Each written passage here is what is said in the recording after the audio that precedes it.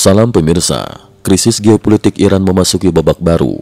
Dalam keputusan dramatis, Parlemen Iran secara bulat mengesahkan undang-undang untuk menghentikan seluruh kerjasama dengan Badan Energi Atom Internasional (IAEA) dan memerintahkan pembongkaran seluruh kamera pengawas di fasilitas nuklirnya. Langkah ekstrim ini diambil sebagai respon atas kegagalan IAEA mengutuk serangan Israel dan Amerika Serikat terhadap sejumlah fasilitas nuklir Iran yang terjadi dalam 2 pekan terakhir. Latar belakang keputusan parlemen. Pada pertengahan Juni hingga akhir Juni 2025, Iran berada dalam tekanan bertubi-tubi. Sejak 13 Juni, militer Israel melancarkan serangan udara bertubi-tubi ke fasilitas nuklir Iran. Puncaknya, Amerika Serikat pada 22 Juni 2025 meluncurkan operasi Midnight Hammer menggunakan pesawat pembom siluman B-2. Operasi tersebut dikonfirmasi menyebabkan kerusakan parah pada sejumlah infrastruktur vital, terutama di situs Fordow dan fasilitas sentrifugal utama Iran.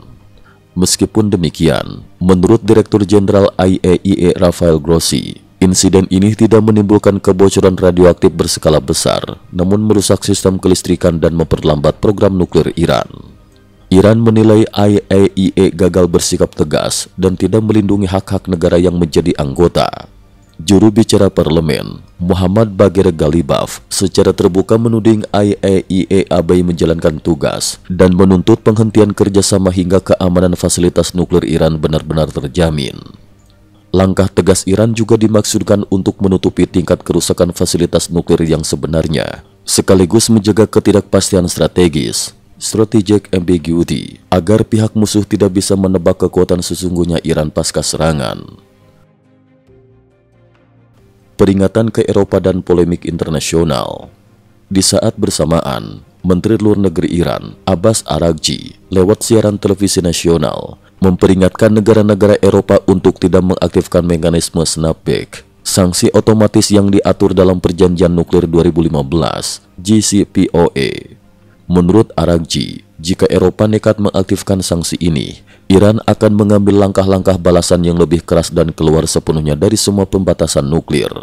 Juru bicara Kementerian Luar Negeri Iran, Ismail Baqai, menegaskan bahwa negaranya tetap berhak mengembangkan energi nuklir untuk tujuan damai di bawah perlindungan Traktat Non-Proliferasi Nuklir (NPT), namun menolak bentuk pengawasan IAEA yang dinilai bernuansa politis dan bias terhadap Barat.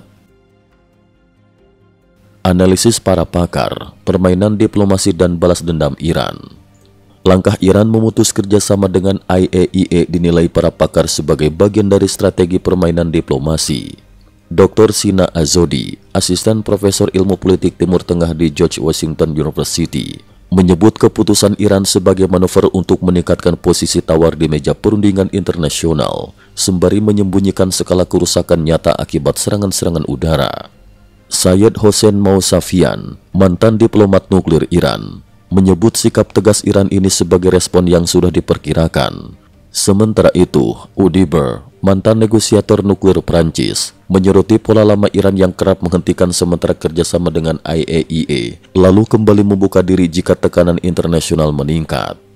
Di media sosial X, Twitter, publik dunia menyoroti langkah Iran sebagai pembalikan total yang dapat memicu dalih baru bagi AS dan Israel untuk melakukan tindakan lanjutan.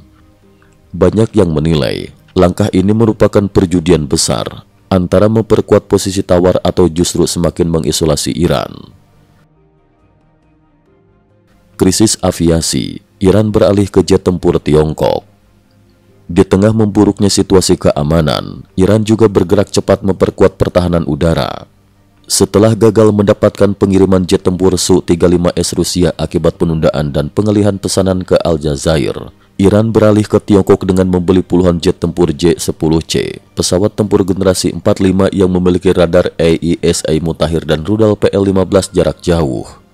Menurut laporan National Interest, selama konflik 12 hari terakhir, Iran kehilangan sekitar 30% armada jet tempurnya akibat serangan udara, membuka kelemahan besar di sektor pertahanan udara Iran yang selama ini masih bergantung pada armada lawas. Harga J-10C relatif murah, hanya 60 hingga 90 juta US dollar per unit, jauh di bawah Su-35S Rusia. Selain itu, pengiriman dari Tiongkok dinilai lebih pasti dan stabil. Sumber dari pemerintah Iran mengungkapkan bahwa dana untuk pembelian J-10 berasal dari relaksasi sanksi perdagangan minyak yang diberikan AS kepada Tiongkok dan Iran. Dengan demikian, Iran mendapatkan dana segar di tengah krisis ekonomi domestik.